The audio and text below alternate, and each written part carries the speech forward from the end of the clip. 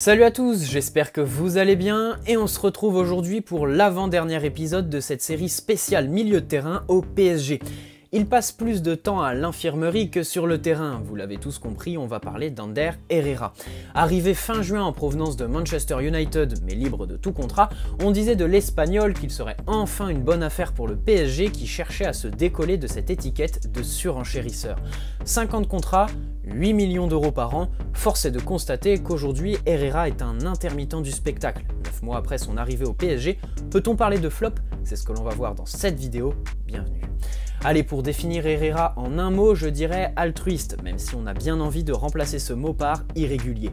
En effet, lui-même le dit, il est là pour l'équipe et travaille pour apporter à ses coéquipiers, ce qui n'est pas faux, et on va pas se mentir, ça nous a tous séduits lors de son arrivée. En même temps, passer de Rabiot le capricieux qui prenait le poste de sentinelle comme un enfant prend une assiette d'épinards à Herrera qui ne bronche pas et donne tout, même lorsqu'il est latéral, ça fait un petit choc psychologique pour nous supporters parisiens. Une très bonne mentalité et une humilité qui, on peut le dire, nous a donné une bouffée d'air frais au milieu de toutes ces attitudes princières qui entouraient notre PSG et qui, additionnées au regret en Ligue des Champions, nous menaient à la limite de la dépression. Alors bien évidemment, Herrera nous a séduits, personne ne peut dire le contraire, les mots qu'il a prononcé à son arrivée, insistant sur sa volonté d'aider l'équipe et travailler pour ses coéquipiers, ce sont les propos que l'on attend de tous nos joueurs. Lorsqu'il arrive, je dirais qu'une certaine forme de réconfort s'est installée en nous. En plus de cela, il est arrivé en même temps que Pablo Sarabia. Mais le problème, c'est que derrière ces mots, il y a de la sincérité, on le sent, une bonne volonté aussi, mais pas d'acte. En effet, on sait tous qu'Herrera peut beaucoup apporter au PSG, d'abord parce que l'arrivée d'un milieu de son style, discret, travailleur et polyvalent, ça apporte de la concurrence à un poste où le PSG en avait cruellement besoin.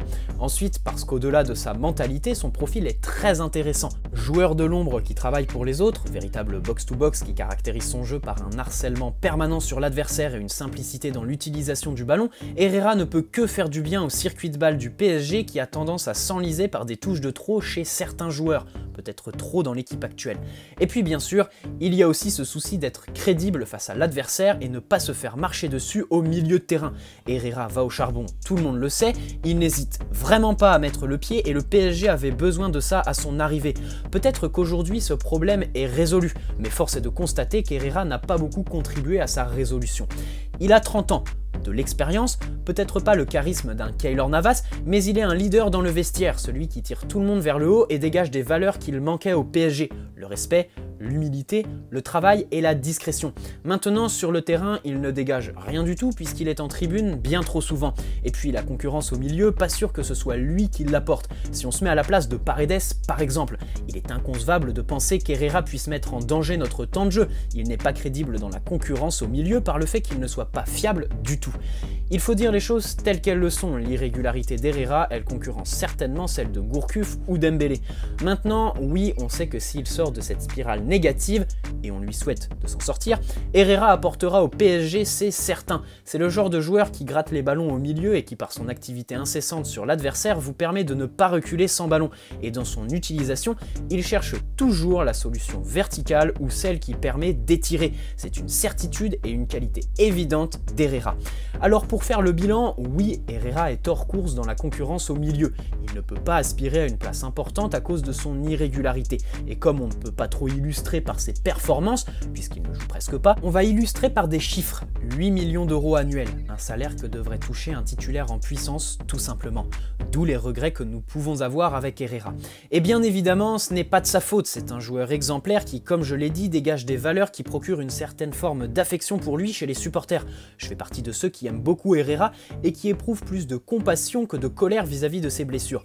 Pour vous donner mon petit avis personnel, je dirais que Herrera est une de mes plus grosses déceptions de cette saison, tant ce joueur, déjà, ne mérite pas la spirale négative qui l'entoure, et parce que intrinsèquement, il peut tellement nous apporter. Il fait partie au sein du vestiaire parisien du cercle très fermé de ceux qui dégagent de vraies valeurs que peu de footballeurs ont.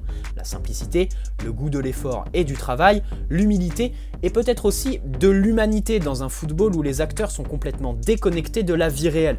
Perso, je place facilement Herrera à la même hauteur que Cavani par exemple en termes d'exemplarité, même si ce qu'ils ont apporté au club chacun de leur côté côté sur le terrain n'est absolument pas comparable. Maintenant, parler de flop, c'est justifié. 9 mois après son arrivée, on est en mesure de prendre du recul pour analyser la situation d'Herrera qui a fait plus d'interviews que de matchs avec Paris, c'est certain. Mais on sait pertinemment que dans la mesure où il se débarrasserait de tous ses soucis physiques, il apporterait indéniablement au PSG.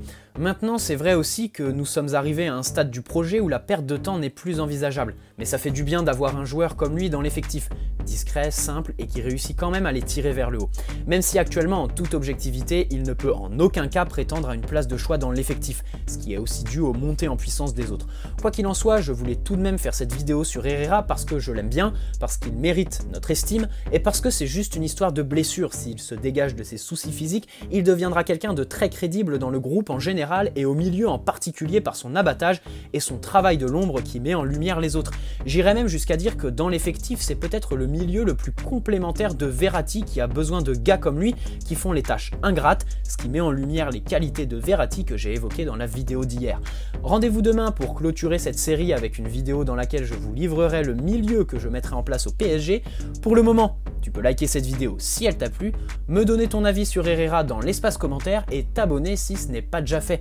Bonne soirée à tous, prenez soin de vous, allez Paris, vive l'humilité et la simplicité d'Herrera dans un football qui est peut-être devenu trop complexe.